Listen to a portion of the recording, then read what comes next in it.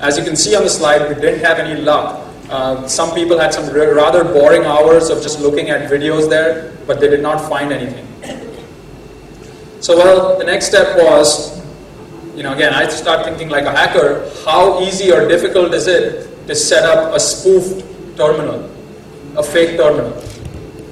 So I went to ebay.com and I said, show me point of sale systems. Hypercom is one I know pretty well. So I said, is it easy to buy one? What we found was a Hypercom point of sale terminal is available for $79 or $80 on eBay. So again, it's not prohibitively expensive given that you can make $90,000 in return, high rate of return. Put in $80, get $90,000 back. You don't even get that of real estate in Tokyo, right? But well, my next question was, if we got a hold of a point of sale terminal, does that mean we could execute credit card transactions after that? Could I charge credit cards? Could I authorize returns? The answer was obviously not, because then everyone would have been a millionaire, right? What you did need to set up a valid terminal was, you needed a valid terminal ID which was registered with a credit card processing organization, an organization that processed these credit card transactions. You needed a corresponding download ID. So not only did you need to say, well, I am so-and-so terminal, but you need to say, well, I need to download so-and-so software onto my point of sale system to execute credit card transactions. So you needed both those, and well, you needed they used dial-up servers, so you needed the phone number of the software dial-in server where you could download this software from. So the obvious next question was, how easy or difficult is it to get a hold of these three items? What we found was that help was just a phone call away. Just one phone call, and you could get a hold of all this information. As a part of this exercise, I was personally involved in this, and I said, we were given authorization by the credit card processing unit to perform social engineering to see how easy or difficult it was. I called up one of the customer services representatives and said, well, I work in so-and-so store. I just pulled a receipt out of my wallet. I had the name of the store, I had the address and the phone number on there. I said, I work at so-and-so store. There's a problem here. I have 7 customers waiting in line. The point of sale system is not working. Can you provide me all the information I need to get it back up and running now? I'm losing business. Put pressure on the person. Well, what she said was, she said, well, I need your terminal ID. I said, I'm a new employee here. I started working yesterday. If I don't get this back up and running, I'm going to be fired. So I don't have the terminal ID. Download ID, I just behaved dumb. What do you mean by download? I don't even know what download means. Forget download ID. And then, so she asked a few questions. I didn't have answers to any of them, posing as a new employee. The final question to me was, okay, which store are you located at? Can you give me your address and phone number there just to verify that you work there? Everyone knows receipts have addresses and phone numbers of stores printed on them. I pulled my receipt out. I said, I work at so-and-so store located at so-and-so place in Dallas, Texas, and here's the phone number. Bingo. Here's your terminal ID, sir. Here's your download ID, and here's the phone number of the dial-in server you need to contact. The next thing, we had a point of sale system. I contemplated retiring that day because I could have made the same amount of money. I was kind of foolish. I'm still around here. So anyways, we kind of figured that one of the most plausible attack vectors was a social engineering attack. But how are we to catch this attacker? He's still going to continue doing what he's doing. So we said, well, we're going to have to go through a painful process here. What we did was we configured all the dial-in servers to log the incoming phone numbers. So all the phone numbers from where downloads were being initiated were logged. What we also did is we disabled every single point of sale terminal belonging to that organization. Now that's a mammoth task. When you have a huge retailer spread all over the United States, we're talking about over 10,000 point of sale terminals. We disabled each one of them.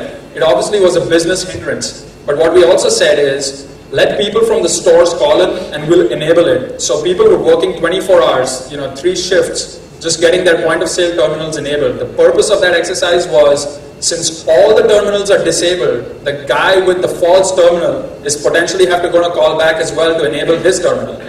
We got a list of all the numbers that the calls should come from, so we were monitoring every call, and every customer service call was being recorded at that point in time. So we had a lot of logging, monitoring, and recording happening to see what was going on. It was a rather frustrating process because this went on. On the first 2 days, we had a lot of calls coming in, and we did not see anything anomalous or suspicious. And after that, there was silence. Nothing happened. And we just sat there. And we sat there. And we sat. And then finally, on October 12th of 2005, customer service received a call to reactivate a terminal associated with that organization. Now again, mind you, every time an organization buys a new terminal, they have to activate it, so it could well have been a legitimate call. They got a new point of sale terminal, they had a new store, something of that sort. But we were watching everything happening. The terminal ID that was provided was exactly the same terminal ID from which the $90,000 were charged to returns. Mind you, these were prepaid, one of those prepaid American Express MasterCards where you really can't track who bought them, and he kept charging returns to it. That's how he was making the money. Now it was the same terminal ID that we were looking for. The caller ID was what you see out there. What does that look like? How did they manage that caller ID? Skype. That looks like a Skype caller ID. So at least the attacker was smart enough not to pick up a phone and actually dial from there. It was a voice over IP connection, kind of hard to trace back where it was coming from. So the customer service representative was actually told by us, say, well, give him all the information that he needs to begin his transactions. So she provided all the information. A few hours later, what we saw that the terminal initiated a connection to the dial-in server. He thought he had gotten away with it. And what we found was that the number it was coming from was a hotel in Miami. So the next step was that.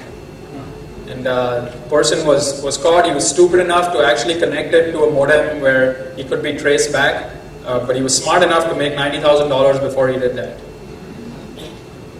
So any questions related to this case study? Well, I would have attacked it by copying the flash of the original terminal.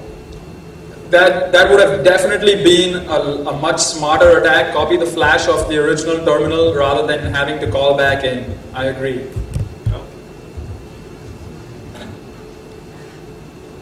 Sometimes hackers are not as smart as we think them to be. Yeah. Well, the call physical access. I'm sorry? That particular approach requires physical access.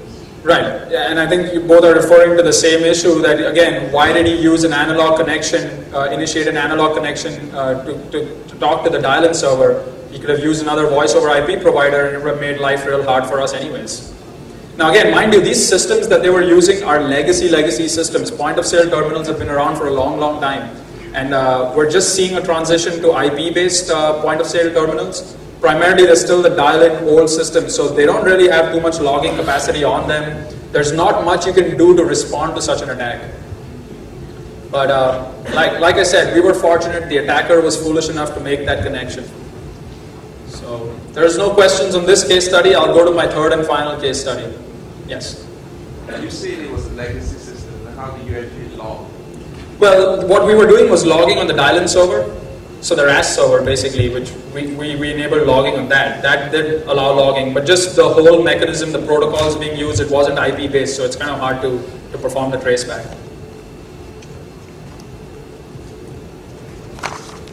Okay.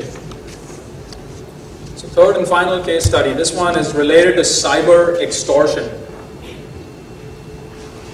So CEO of a retail organization in the US receives an extortion threat by a snail mail saying $250,000 is what I want. If not, 125,000 customer credit card numbers of yours would be sold to mafia somewhere. I won't name the country.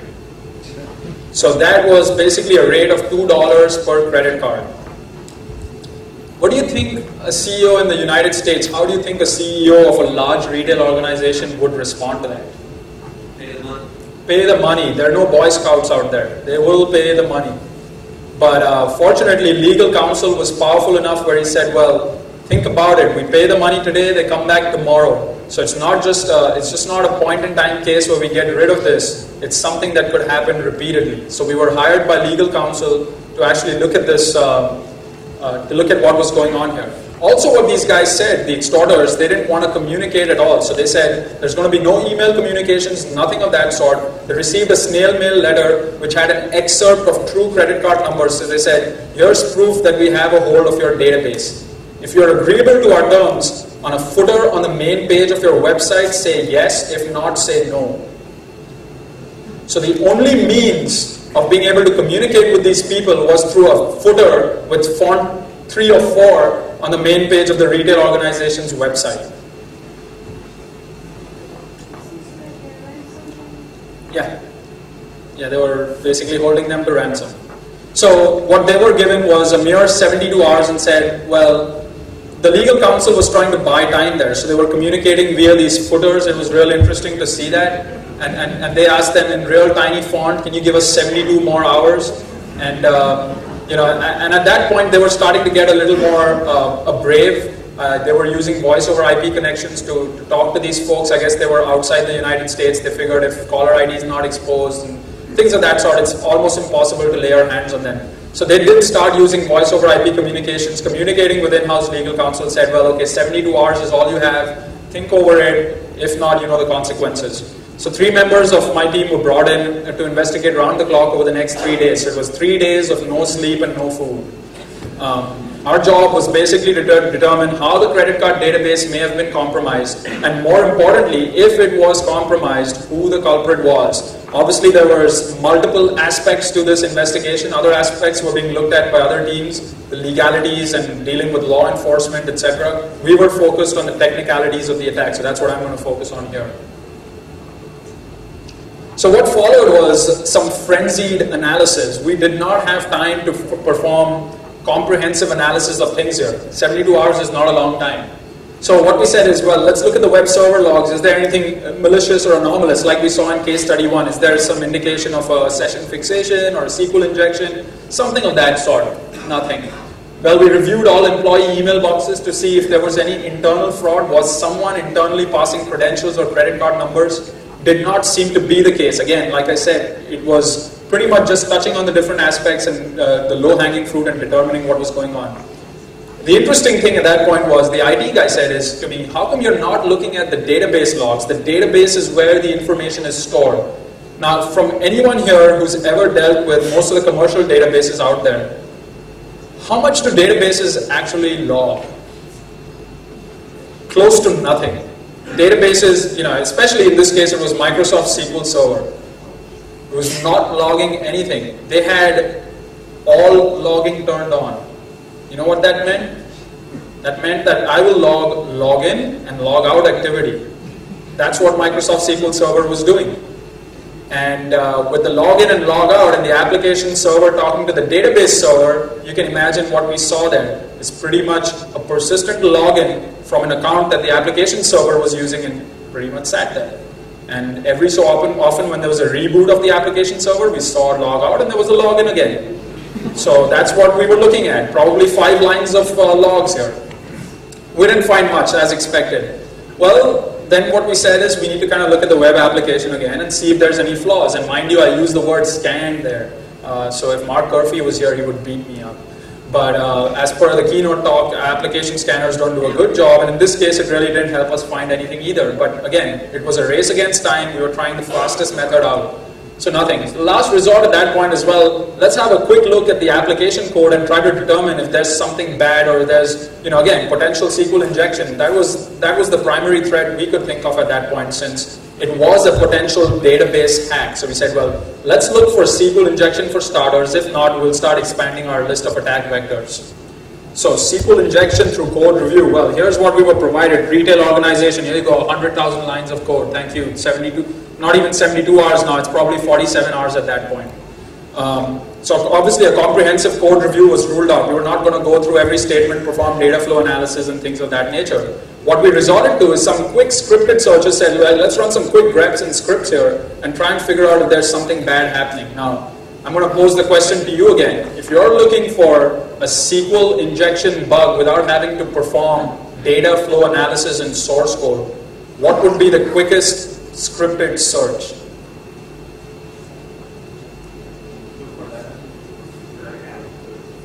So what he says here is, look for all instances of dynamic SQL in the code. Look for all the selects and the insert statements in the code base, because that's where the database is being accessed. Around that is where the parameters are being potentially accepted and filled into those dynamic SQL. So that's exactly what we did. Well, we ran a quick query saying, show us everything with the word select in there. So show me all selects. Well, what we found was an overwhelming number of hits. It really didn't help our case at all. They were definitely using some real poor programming practices here.